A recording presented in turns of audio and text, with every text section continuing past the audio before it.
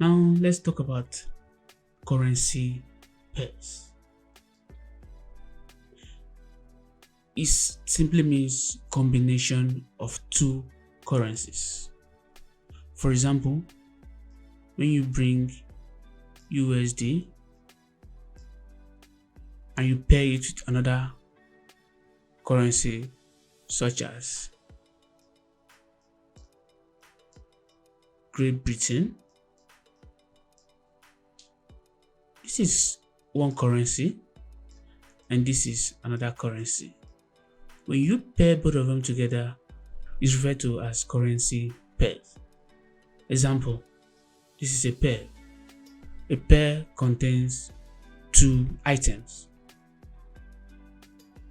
So that is what we mean by currency pair. And we have three major groups or categories. The first one here is the major pairs. Why are they called major? It's simply because if you check each and every one of them, there's a USD in the pair. Can you see that?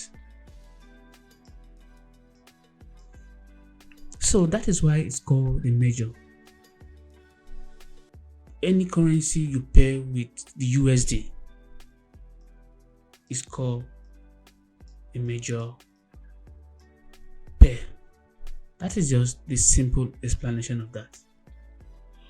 Now, you will see later that most successful traders trade the major pairs because it is cheaper to trade. In the sense that whenever you click sell or buy, your broker is going to charge you for selling or buying. When you trade major pairs, the charge is going to be minimized. But when you trade exotic pairs, the charge is going to be very, very high. So, as a beginner, you can concentrate by trading the major pairs. This one is the most traded among all of them. So that's that about the major pairs. Now let's talk about the minor pairs. When you see currencies such as this, if you look very well here, the USD is absent. If you pay any other currency apart from the USD, it is regarded as a minor pair. Now again, when you trade the minor pairs, you're going to pay spread. And like I said, it is more than what you pay when you trade the major currencies.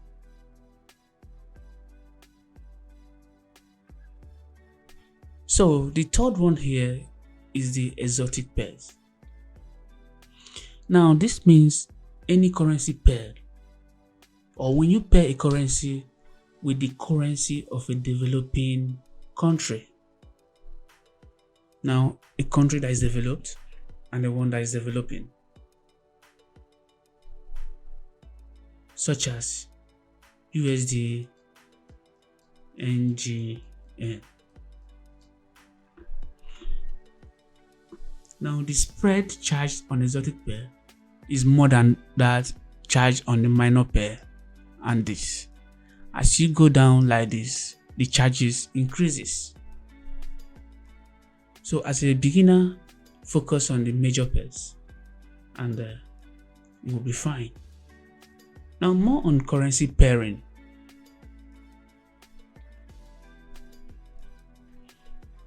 By definition, when you trade something, you are exchanging one item for another. That is the meaning of trade. You exchange one item for another. But in Forex, you are trading one currency for another currency. Here's an example. You want to visit the US, so you need to buy the US dollar because that's what you're going to spend when you are in US. So you will exchange US dollar using your native country's currency. So after you stay in the US and you want to come back, you're going to sell the US dollars you have back to your own local currency when you are returning home. So all you're doing is that you're simultaneously buying currency pair. You're exchanging one currency for another.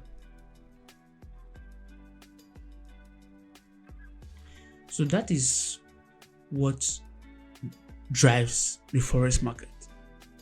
You must buy one currency in exchange for the other. Forex major currencies.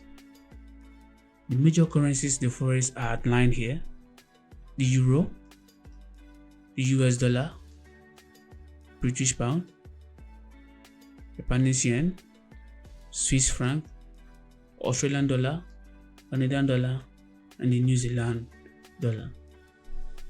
Like we always say, the successful traders only trade the most common and liquid pairs. So because they are the most traded, the forex market, they have a very low spread. We shall talk about spread in the future. So spread again is the amount you pay whenever you buy or sell. So when you trade these currencies, you pay less than when you trade other currencies such as the minor or the exotic pairs. You will notice that the first two letters in any currency abbreviation tends to stand for the country that the currency is associated with. That is the first two letters. For example, US. US stands for United States. Then the third letter stands for the name of the currency itself, though this may not always apply. But in the case of USD, it means United States dollar. US stands for United States and D stands for dollar. Then JPY, the JP stands for Japan and the Y stands for yen. Also, GB stands for Great Britain and the P stands for pounds. So that is how the currencies are abbreviated. Now, experienced traders usually abbreviate this currency using the first letter of each pair. For example, the Euro USD can simply be referred to as the EU, E and U, or the USD JPY could be simply referred to as UJ, which is U and J for short. Now, who takes part in the forex market? Who are the forex participants?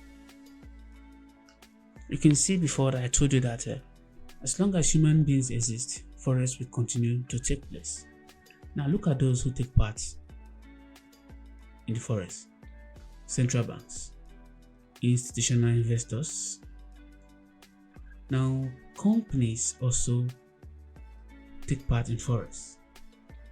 Then here is our commercial banks, because there's something you do when you save your money in the bank. For example, you put in $10,000. The banks are going to use the money to do business, and one of such business is forex. When they make profit from your money, they're going to give you little from it as interest. So sometimes it's advisable, instead of keeping large sum of money in the bank, you learn to trade forex and use your money to trade for yourself. By then, you're multiplying your money. Alright, so here again, individuals like me and you, we also partake in the forex market, but through a broker, as we're going to see very soon. Broker give us access to the forex market because our fund is too small, such as $10 is too small. We can't partake with this amount. So the broker will lend us money sometimes up to the tune of $100,000 each time we want to take a trade. So that is the function of our broker, as we're going to see later in this.